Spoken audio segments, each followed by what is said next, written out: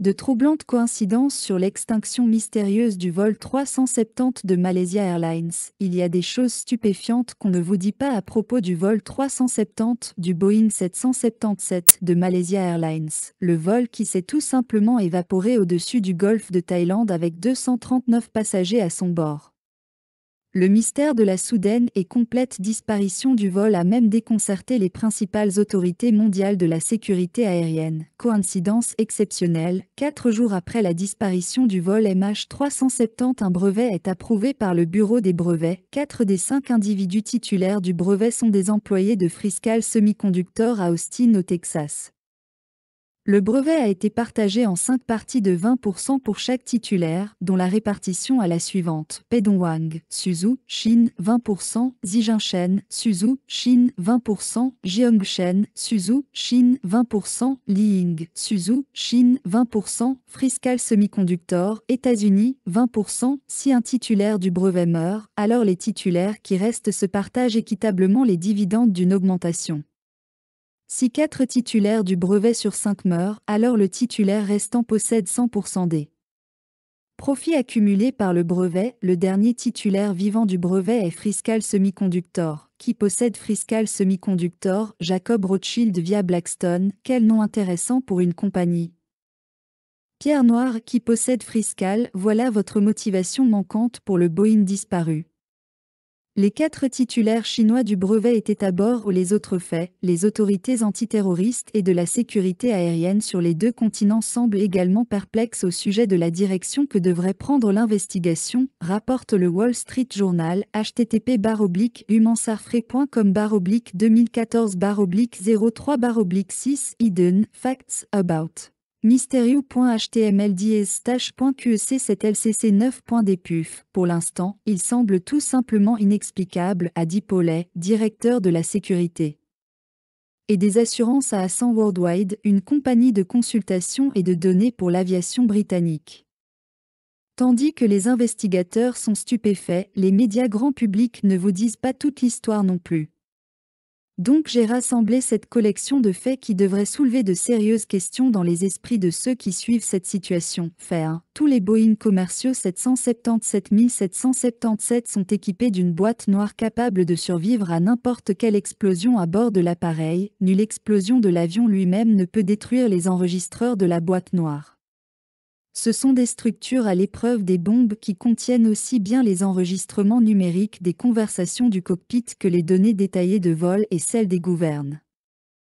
Fait 2. Tous les enregistreurs de boîtes noires transmettent des signaux de localisation pendant au moins 30 jours après être tombés dans l'océan. Pourtant cette boîte noire de cet incident particulier n'a pas été détectée du tout. C'est pourquoi les investigateurs ont tellement de mal à la trouver. Normalement, ils n'ont besoin que de cibler le signal émetteur de la boîte noire, mais dans ce cas, l'absence de signal signifie que la boîte noire elle-même, un objet conçu pour survivre à des puissantes explosions, a soit disparu, eu une défaillance ou été effacée par une force dépassant les pires craintes des ingénieurs concepteurs d'avions. Fait 3. Beaucoup de parties d'avions détruits sont naturellement flottants et flotteront donc dans l'eau. Dans les affaires passées d'avions détruits au-dessus de l'océan ou s'écrasant dans l'océan, des débris ont toujours été repérés flottant à la surface de l'eau. C'est parce que, comme vous vous souvenez peut-être des instructions de sécurité que vous avez appris à ignorer, le coussin de votre siège peut être utilisé comme vêtement de flottaison. Et oui, les coussins des sièges flottent. Tout comme bien d'autres parties non métalliques d'avions. Si le vol 370 a été détruit par une sorte d'explosion, il y aurait des débris flottants en masse sur l'océan, et ces débris n'auraient pas été difficiles à repérer. Le fait qu'ils n'aient pas été repérés ne fait qu'ajouter au mystère de la manière dont le vol 370 semble s'être littéralement évaporé de la surface de la Terre. Fait 4. Si un missile avait détruit le vol 370, le missile aurait laissé une signature radar. Une théorie qui circule actuellement sur le net est qu'un missile a détruit l'avion de ligne, projetant quelque part l'avion et tout son contenu en pièces, ce qui signifie que de minuscules pièces de matière aussi indétectables que des débris. Le problème avec cette théorie est qu'il n'existe pas de missile solaire connu ou de missile RR avec une telle capacité. Tous les missiles connus génèrent d'énormes quantités de débris lorsqu'ils explosent sur la cible visée, tant les missiles que les débris produisent de très grandes signatures radar lesquelles seraient facilement visibles tant par les navires militaires que les autorités du trafic aérien.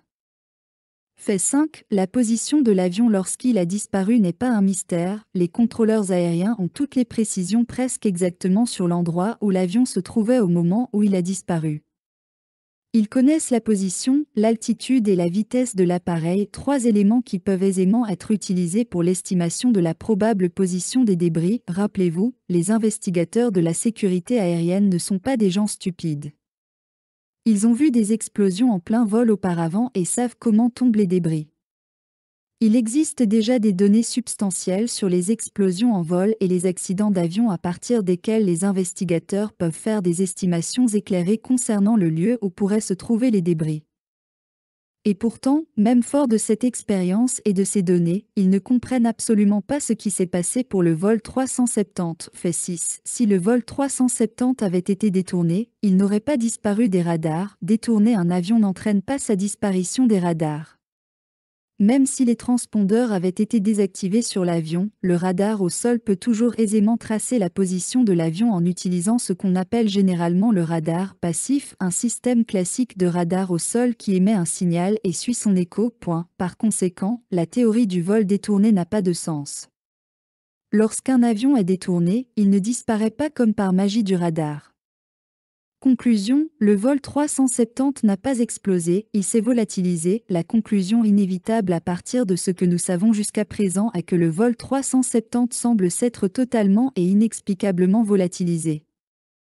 Il n'a clairement pas été détourné, sauf s'il y a du camouflage concernant les données radar, et nous pouvons être de plus en plus convaincus à cette heure qu'il ne s'agissait pas d'une explosion en vol, à moins que des débris qu'il avait manqués tout du long apparaissent soudainement. L'inévitable conclusion est que le vol 370 s'est simplement évaporé d'une façon que nous ne comprenons pas encore. C'est ce qui donne lieu actuellement à toutes sortes de théories bizarres à travers le net, y compris des discussions à propos de tests d'armes militaires secrètes, des ondulations de l'espace-temps du genre triangle des Bermudes et même des conjectures concernant une technologie alien ayant téléporté l'avion ailleurs. Personnellement, on ne me fera pas croire tout ceci sans beaucoup plus de preuves. L'explication la plus plausible jusqu'ici est que les débris n'ont pas encore été retrouvés parce qu'ils sont tombés dans une zone qui est quelque part hors de la zone de recherche. Mais tandis que les jours passent, même cette explication devient de plus en plus difficile à avaler. La partie effrayante à propos de tout ceci est que ce n'est pas que nous trouvons les débris du vol 370, mais plutôt que nous ne les trouvons pas.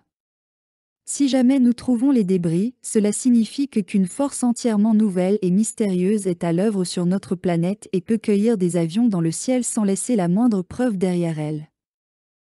S'il existe réellement une arme avec de telles capacités, qui que ce soit qui la contrôle détient la capacité de dominer toutes les nations de la Terre avec une arme militaire redoutable d'une puissance inimaginable. Cette pensée est bien plus effrayante que l'idée d'un avion souffrant d'une défaillance mécanique fatale. Le message du cockpit visait à tromper les contrôleurs. La dernière phrase prononcée depuis le cockpit de l'avion disparu le 8 mars laissait croire que tout se portait pour le mieux sur le vol 370 de Malaysia Airlines et même si les systèmes de communication avaient déjà été déconnectés, ont indiqué dimanche des responsables. Triangle des Bermudes 13. Cette nouvelle information renforce l'hypothèse selon laquelle le détournement de l'appareil aurait été délibéré et l'un des deux pilotes, voire les deux, impliqués dans sa disparition. Les autorités ont commencé à examiner un simulateur de vol saisi dans la résidence de l'un des pilotes et à scruter le passé des 239 passagers et membres d'équipage qui prenaient place dans l'avion. Prévenant qu'il aurait besoin de beaucoup plus d'informations pour mener à terme l'enquête, le Boeing 777-2 Malaysia Airlines est parti de Kuala Lumpur, en Malaisie, pour un vol de nuit le 8 mars à 12h40 à destination de Pékin, en Chine. Ses communications avec les contrôleurs aériens civils ont été coupées vers 1h20 et l'avion est ensuite disparu.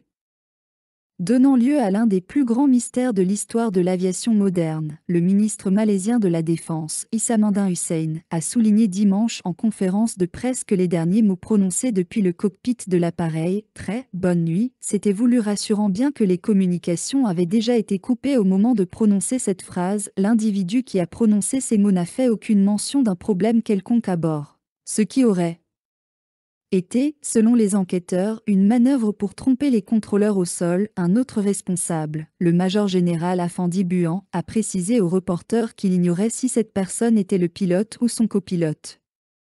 L'avion aurait continué de voler pendant plus de 6 heures après avoir coupé le contact avec les contrôleurs, ce qui signifie qu'il pourrait s'être rendu aussi loin que le Kazakhstan ou le sud de l'océan Indien, avait annoncé la veille le Premier ministre de la Malaisie, Najib Razak. Compte tenu de la vaste étendue d'eau et de territoire qui doit être scrutée, les recherches pour retracer l'appareil pourraient s'échelonner sur plusieurs mois, voire davantage, et ce, à condition qu'il soit retrouvés. Les enquêteurs concentrent désormais leurs efforts sur 11 pays qu'aurait pu survoler le Boeing 777, a mentionné le ministre de la Défense, ajoutant que le nombre d'États impliqués dans l'opération avait grimpé de 14 à 25.